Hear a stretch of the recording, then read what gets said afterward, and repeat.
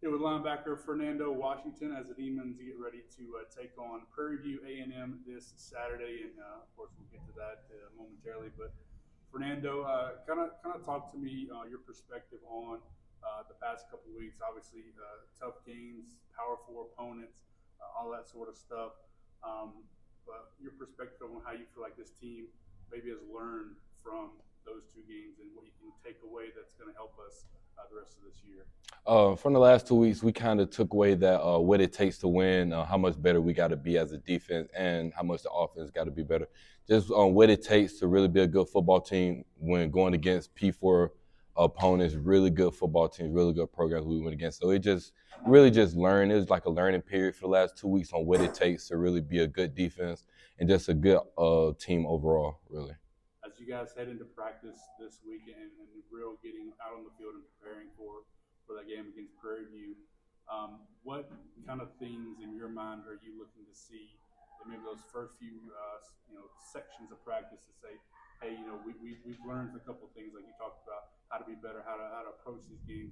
That's gonna you feel like immediately translate into this week. What are you looking for? I'm looking for see how fast we can come out, how we can dominate from the beginning till the end, and just not start slow here and there, then pick it up as time goes on. Really coming out the game dominant as a defense and really as a team overall. Just how fast we got to get going to really be a good team.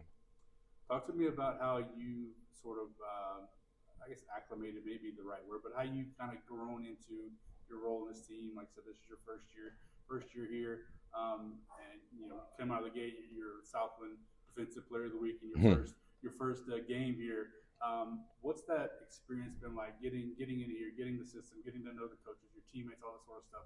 What's that been like for you? When I first got here, they let me in with open arms. They wanted to get to know me, not just get to know the football side of me. They wanted to know me off the field. So just hanging out with them, getting to know everybody, really translated to the football field. Because if I'm able to trust them off the field, I can definitely trust them on the field. So just being able to talk to everybody, they really just let me in with open arms. And as soon as I got here, they just gelled me into their family, and I really love that. Was there one or two guys maybe that you really clicked with right away on the defense, or maybe even on the offensive side of the ball? More on the defense, really. Danny Sears, me and him got really close. Number 10, number 9, he's really good. Me and him got really close when I got here. So him, I would say, yeah. Him and Hickey, Preston Hickey is pretty, yeah. Having you mentioned Danny, having him as a sort of captain middle linebacker, he's lining up.